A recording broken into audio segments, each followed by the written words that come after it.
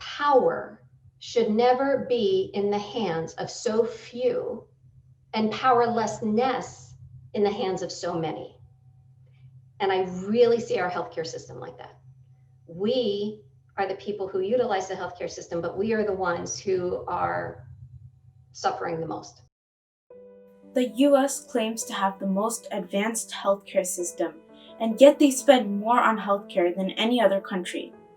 But have we ever stopped to think about the reasons why the healthcare system is so flawed and so expensive in the first place? One of the things most people don't consider first is medical fraud.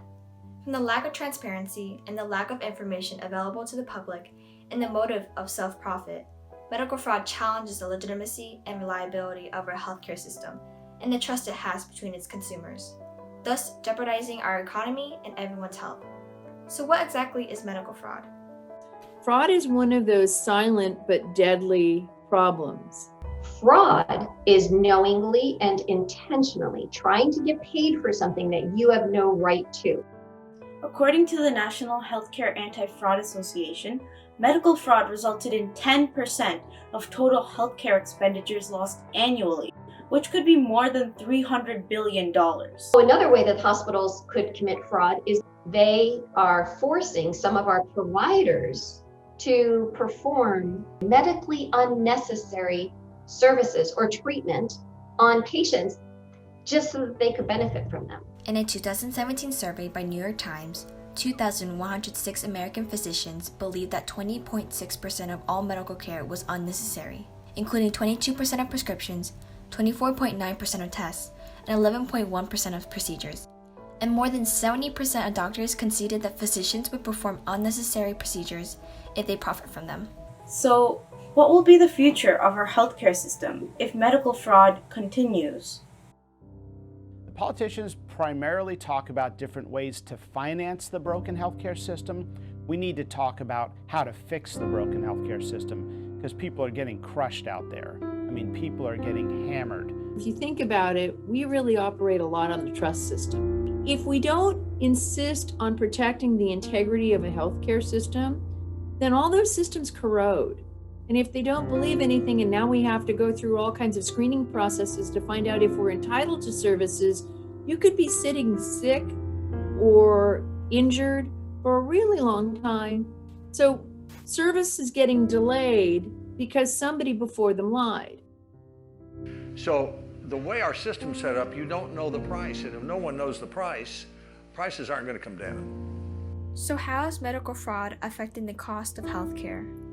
Nobody really knows what the actual number is, but I can tell you that we have lots of indirect indicators that it's huge. And when you see that it's no longer just, some pharmacist cutting the number of pills in half that they're passing out compared to what they're billing for, but it's the drug manufacturer doing things to generate enormous revenues, then you realize that the impact of fraud on healthcare costs probably is even greater than we had any idea.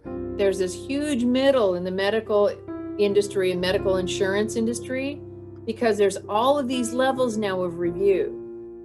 And that's what's driving the costs up. And the more of those layers that get built in, the fewer cents out of a dollar actually go to medical care, and the fewer minutes a doctor or a nurse or any medical professional spends with the client and with the patient. And I think that's the danger. So yeah, premiums are going up and costs are going up, but the amount of time and care that's spent with the patient keeps getting reduced. We're not doing a great job in the battle against fraud if the end product is that we're just creating a bigger middle and we're not getting better medical care. Healthcare costs are increasing due to fraud. Thus, the money stolen through fraud increases as well. It's a vicious cycle that will harm our economy and patients if this continues. We also have to consider, what is the key factor that fraudsters need to commit fraud? It's data. So whoever has the most data is going to win.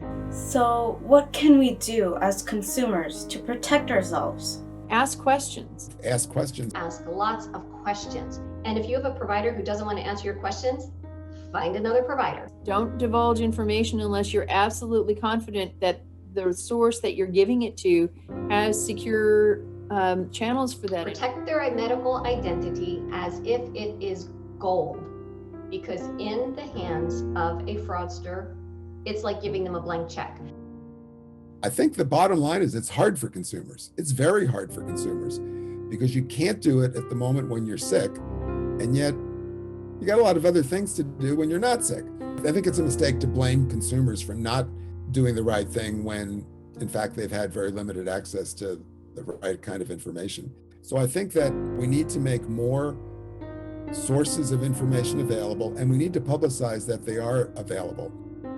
Our healthcare system is far from perfect, and medical fraud is a silent but deadly problem, making it important for the new president and Congress to address it in 2021. One thing's for sure, we need to take action because medical fraud is stealing our money and stealing our health.